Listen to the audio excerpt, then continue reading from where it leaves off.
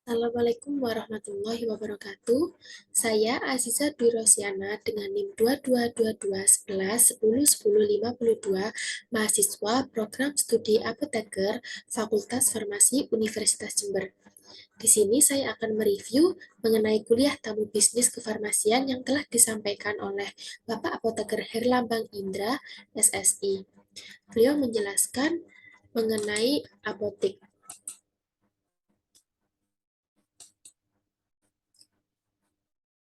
Latar belakangnya yaitu dari definisi apotek, sarana pelayanan kefarmasian, tempat dilakukan praktek kerja kefarmasian apoteker maupun tenaga teknis kefarmasian. Peraturan yang diatur yaitu terdapat Permenkes 73 tahun 2016 mengenai standar pelayanan kefarmasian di apotek.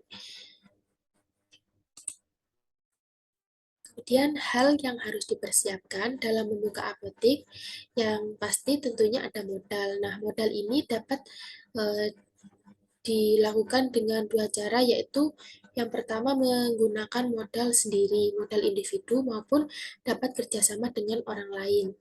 Kemudian jika sudah memiliki tempat, tinggal membuka apotek, nah ini modal itu bisa sekitar 30 hingga 50 juta saja. Yang ketiga, tidak perlu menyediakan banyak obat, tapi sedikit itu lengkap. Jadi kita tidak perlu membeli semua macam obat saat awal membuka apotek karena meminimalisir modal yang dikeluarkan. Kemudian yang keempat ada evaluasi obat yang dibutuhkan penduduk. Jadi kembali lagi pada poin yang tadi, kalau membuka apotek ini tidak perlu membeli banyak obat. Nah itu obat yang dibeli itu dapat dilakukan evaluasi dari masyarakat sekitar. Kemudian yang kelima ada supplier tidak melayani pembelian eceran. Dan yang keenam, jika kerjasama ada pemilik modalnya. Nah, lokasi yang didirikan apotek ini terdapat tips ya. Yang pertama, kepadatan penduduk, tingkat sosial ekonomi, jumlah pesaing, dan aksesibilitas. Jadi, ketika kita membuka apotek itu harus mempertimbangkan 4 poin dari lokasi ini.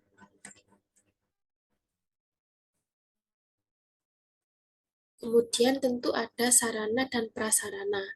Yang pertama bangunan. Nah, bangunan ini harus diperhatikan. Ini milik sendiri atau kita menyewa. Kemudian yang kedua peralatan. Nah, peralatan itu seperti papan apotek, lemari, rak, etalase, komputer, aplikasi, dan lain sebagainya. Yang ketiga ada perlengkapan. Perlengkapan seperti alat tulis, wadah pengemas, dan lain-lain. Kemudian yang keempat, peralatan peracikan, administrasi, dan lain-lain.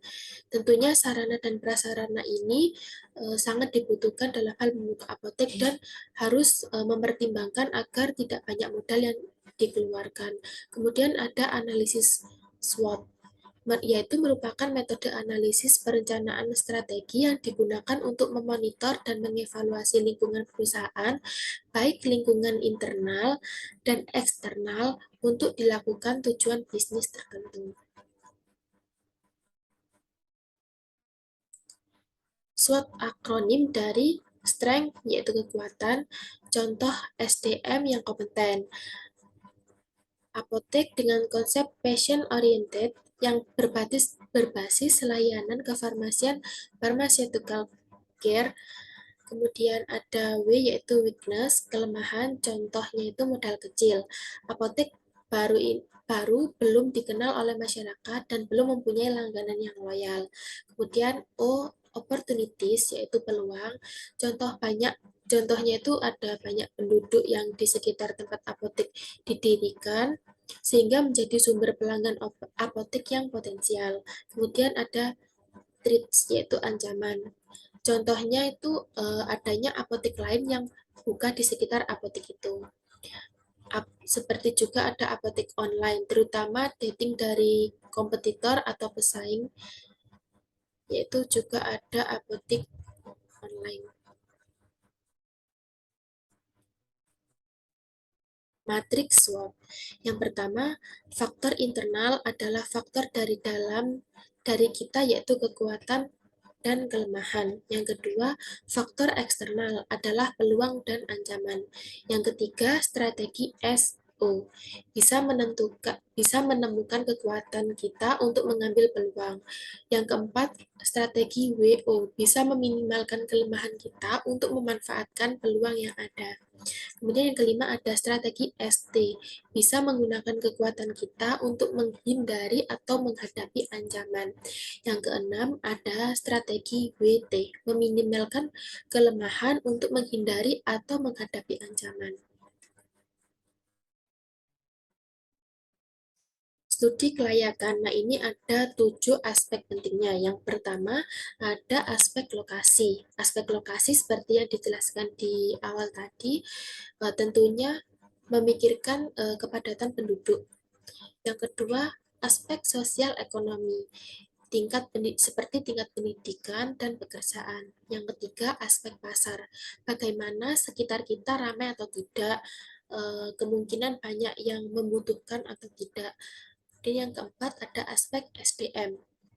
SDM internal SDM internal ini bagaimana kita sendiri mau membantu atau mengajari asisten kita. Jadi tidak semata-mata hanya mendirikan apotek dan membuka lowongan SDM ya. Jadi kita juga harus bagaimana caranya mendidik asisten ini agar berkompeten dalam bidangnya seperti itu. Kemudian yang kelima ada aspek teknis dan teknologi. Mau mendukung aplikasi yang akan mendukung usaha kita. Jadi tidak melulu pasif seperti itu ya. Jadi sebisa mungkin memanfaatkan teknologi sekarang ini. Yang keenam ada aspek manajemen dan keuangan. Kalau sudah pakai aplikasi, sudah enteng manajemen keuangannya dan cukup legalitasnya. Kemudian yang ketujuh, aspek hukum. Legalitas apotek, STRA, SIPA, SIA. Sekarang sudah banyak perubahan terkait pendirian apotek yang baru. Jadi kita juga harus mengetahui pembaruan-pembaruan yang terjadi di saat ini. Perhitungan langkah untuk tercapai. Yang pertama ada BEP, Break Even Point. Titik impasnya. Titik impas adalah kondisi di mana jumlah keseluruhan pendapatan sama dengan jumlah keseluruhan pengeluaran dalam setiap produksi barang atau jasa. Pada posisi ini, laba akan bernilai nol atau mutlak, tidak untung dan tidak rugi. Kemudian ada PP atau kepanjangan dari payback period. Periode pengembalian modal adalah jangka waktu yang diperlukan untuk mengembalikan nilai investasi yang telah dikeluarkan, menunjukkan kapan modal kembali didapat dari laba bersih yang dihasilkan. Jadi nanti hasilnya itu seperti berapa tahun gitu. Kemudian yang C ada ROI, yaitu Return on Investment. Jadi perbandingan antara laba bersih, keuntungan dikurangi biaya dan pajak dengan total investasi yang dikeluarkan atau ditanam, idealnya nilai ROL harus lebih besar dari bunga bank atau deposito.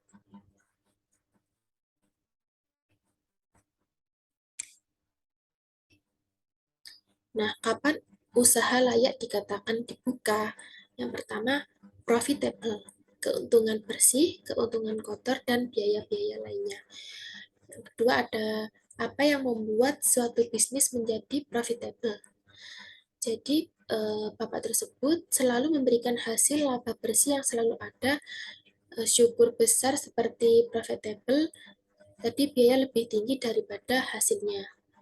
Kemudian ada bagaimana seorang apoteker sebagai pengelola di apotek membuat apoteknya itu menjadi bisnis yang profitable dengan tetap mengedepankan prinsip patient oriented. Dengan mengedepankan prinsip pass oriented yang telah dijelaskan dengan melakukan pelayanan swamedikasi langsung kepada pasien, bahkan sekarang ini sudah langsung pada smartphone seperti pesan obat tidak usah ke apotek, tapi bisa langsung diantar seperti itu. Kemudian bagaimana pengelolaan apotek di area industri 4.0 dan saat pandemi seperti ini sehingga tetap dapat melakukan pelayanan kefarmasian atau pasien dengan baik sekaligus tetap profitable. Dengan apa? Dengan pemanfaatan teknologi. Yang dilakukan jika apotek kita ingin tetap tampil beda. Target utama tetap pelanggan dengan memikirkan beberapa aspek. Yang pertama ada nilai tambah. Nilai tambah ini ada harga, bonus, hadiah, pelayanan, keanggotaan, dan lain-lain. Yang kedua ada faktor kali. Keluarga, teman, karyawan, pelanggan. Yang ketiga ada pelayanan, seperti memuaskan, semakin bagus pelayanan, semakin banyak pelanggan yang sukarela untuk menginformasikan ke keluarga atau ke temannya. Kemudian kita adalah pelanggan, memperlakukan pelanggan seperti kita yang ingin diperlakukan. Kemudian ada database pelanggan.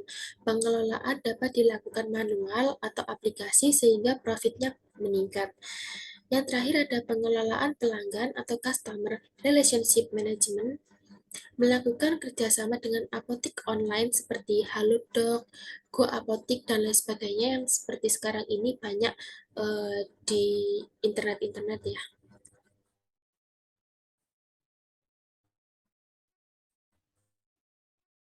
Potensi ke depan terkait pojok herbal semenjak pandemi banyak yang cari cuma kelemahannya, belum banyak mengenali dan perbedaan kandungan karena herbal lebih lambat efeknya. Jadi pemberian bisa dikombinasi agar efeknya lebih baik antara obat kimia dan herbal. Kimia efek sampingnya ini lebih banyak daripada obat herbal. Potensi ada, namun masih banyak perlu belajar dan melihat peluang. Jadi saat ini itu bagaimana cara mengembangkan produk herbal supaya masyarakat itu mau uh, membeli seperti itu karena di masa sekarang ini sulit membuat mindset masyarakat bahwa produk herbal ini juga tidak kalah efektifnya seperti produk kimia. Jadi eh, beliau menjelaskan di slide ini mengenai eh, pemanfaatan produk herbal pada konsumen. Jadi kayak menjelaskan kepada konsumen bahwa produk herbal ini tidak kalah efektifnya. Pak Herlambang ini kurang bisa memanfaatkan produk herbal yang ada di apoteknya. Karena apa? Karena yang pertama pastinya penyebabnya itu harganya mahal. Cara mengatasinya menjual eceran namun tetap dijelaskan penggunaannya. Nah, ini tetap ada pengatasannya. Misalnya dijual dalam sediaannya dalam satu box terdiri dari 5 saset. Nah, Pak Herlambang ini menyediakan eceran, jadi dapat dibeli satu saset saja, namun tetap diberi penjelasan bahwa ini produknya harusnya dikonsumsi berapa kali dalam sehari seperti itu. Yang kedua, efek farmakologis produk herbal tidak secepat produk kimia. Maka dari itu, biasanya dikombinasikan terapi suportif dan pencegahannya. Pasien dengan terapi herbal tetap dimasukkan dalam asuhan kefarmasian. Asuhan kefarmasian harus ditulis semua. Apapun yang dilayani harus ditulis dalam asuhan kefarmasian. Meskipun hanya datang membeli obat bebas ataupun obat herbal yang uh, hanya tidak untuk terapi yang utama itu juga tetap dicatat dalam asuhan kefarmasian. Obat apapun itu dapat didistribusikan asal mempunyai nomor registrasi. Kemudian terdapat sesi sharing discussion, terdapat beberapa pertanyaan yang saya ambil di sini. Yang pertama, bagaimana tips dari Bapak jika ingin membuka apotek dalam pedesaan? Karena pengalaman di desa tidak ada apotek dan sepi. Bagaimana agar apotek tersebut tetap profitable? Nah, jawaban dari beliau terkait lokasi, definisi sepi itu berbeda-beda. Ada penduduk, tapi jarang keluar atau memang benar-benar daerahnya itu sepi penduduk. Beliau pernah membuka apotek di kecamatan paling pinggir. Biasanya toko-toko di sana itu tutupnya sore, maka caranya kita buka sampai malam. Jadi kesempatan kita di situ karena belum ada pesaing, jadi bisa mendapatkan hati masyarakat seperti itu. Sehingga kalau kita jadi pioner, nanti semakin lama akan dikenal dan membuat daerah tersebut menjadi tidak sepi. Jadi sebisa mungkin kita dapat memanfaatkan keadaan hingga menjadikan bahwa apotek kita itu menjadi apotek yang ada ikoniknya seperti itu.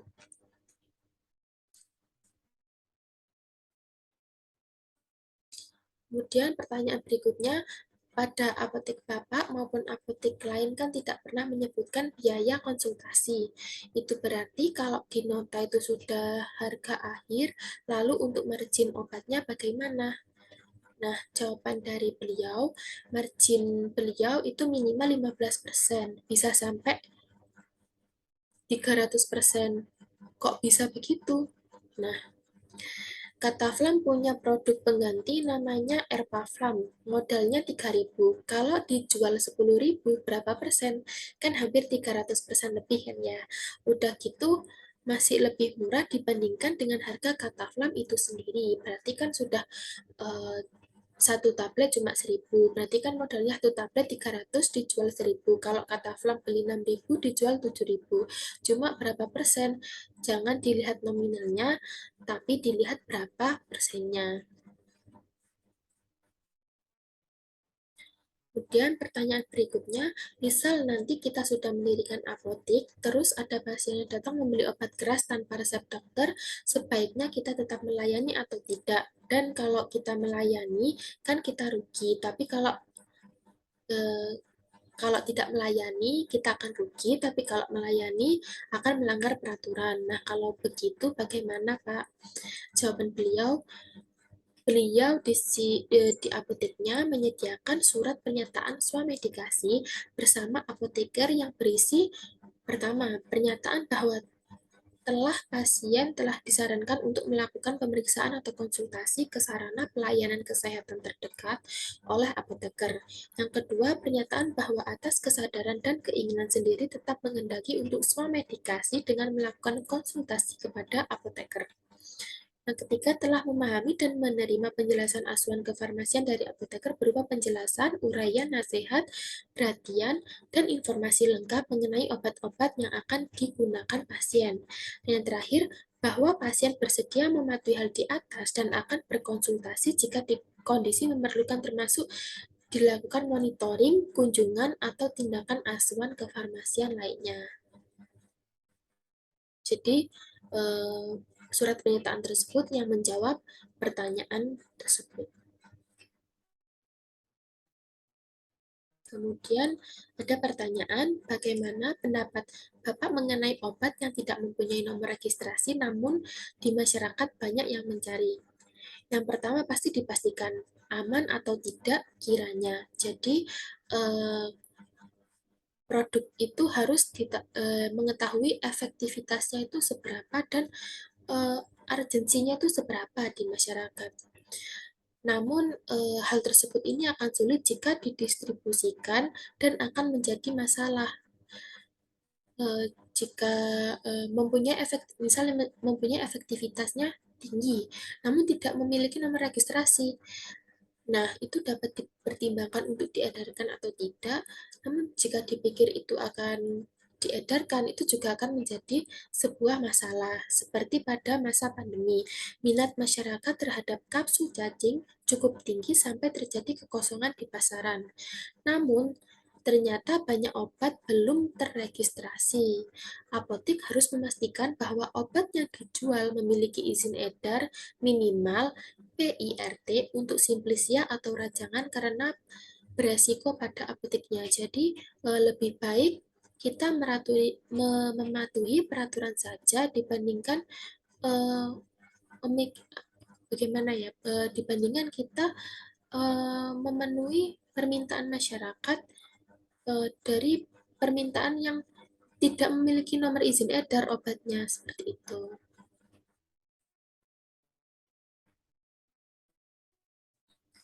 Sekian, terima kasih review penjelasan dari kuliah bisnis kefarmasian. Kurang lebihnya saya mohon maaf. Wassalamualaikum warahmatullahi wabarakatuh.